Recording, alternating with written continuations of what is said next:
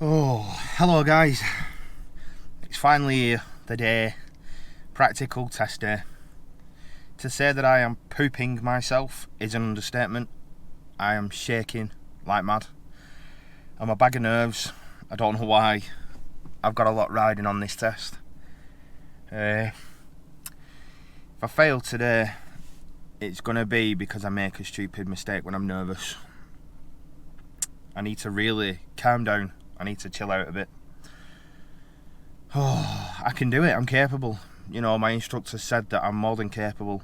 I did a mock test yesterday and passed it with no minors. You know, I can do it, but I'm terrified. I'm scared to death. I have no idea why.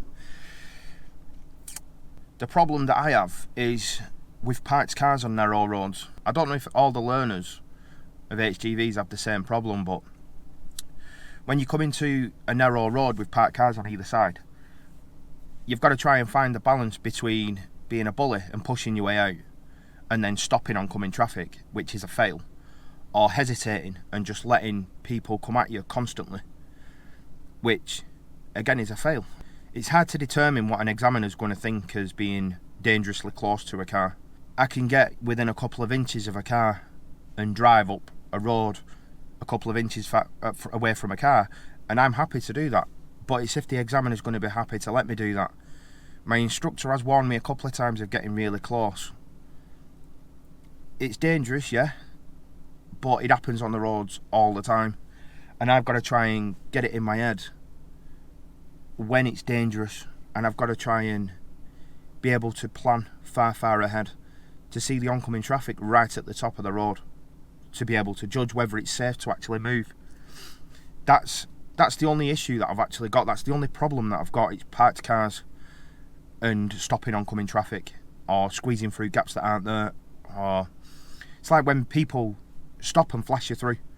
They don't understand how wide you are. Or if you stopped close behind a parked car, you've got to go out quite a way before you can swing back in.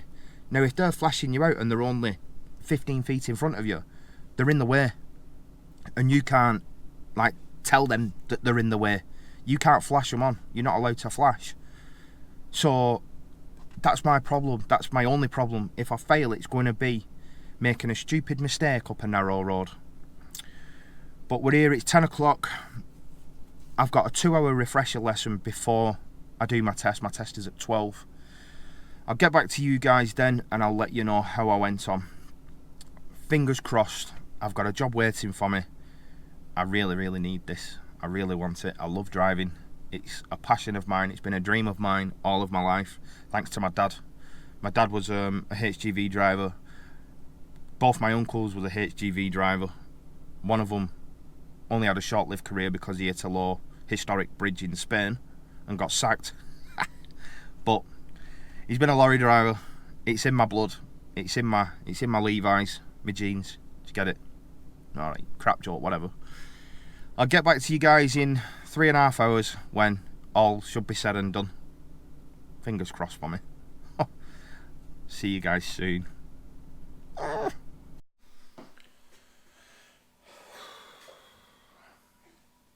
Hello everybody.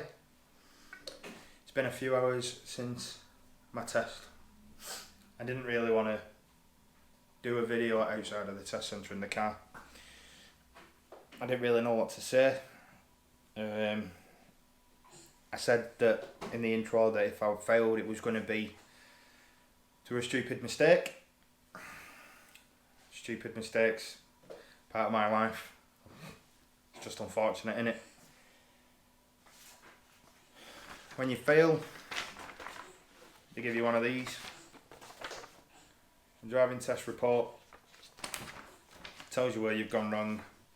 It explains to you what you've done wrong. It was at this time when he handed me this that I started thinking about stupid mistakes.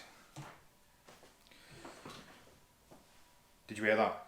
My cat just fell off the windowsill. The cat falling off the windowsill really threw me off though. So, yeah.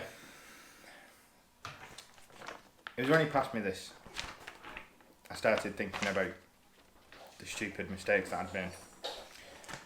Not good ones, like spending over £3,000 on learning how to scaffold, becoming a scaffolder.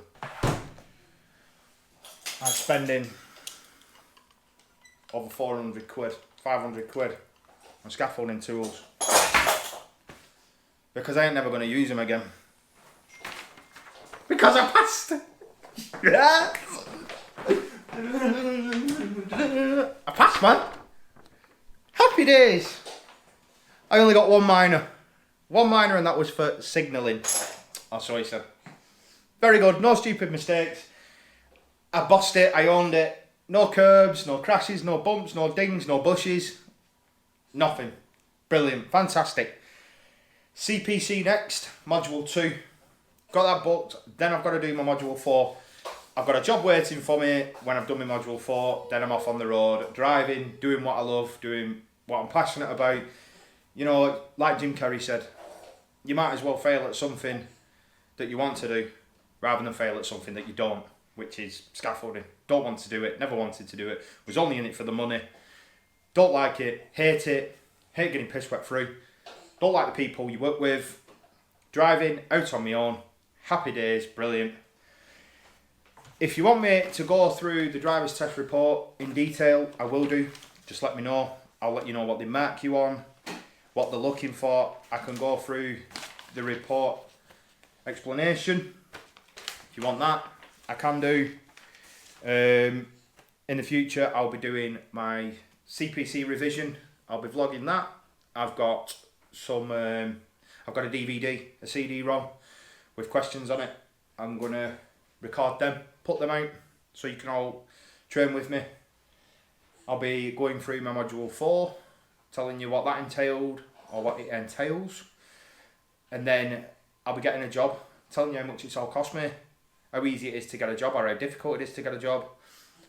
And then I'll be vlogging, hopefully in the wagon, like Jenko and Scott and Luxie and Kevty, etc, etc, etc. If you like this kind of stuff and I have helped you or inspired you, or you just find me a bit daft and funny, please subscribe, please like, put a comment down below. If there's anything you want me to explain, anything you want me to go through, if you've got any questions for me, let me know. I am all ears. Thank you very much for watching, guys. I've passed. I am now a professional driver. Happy days. See you soon. Bye.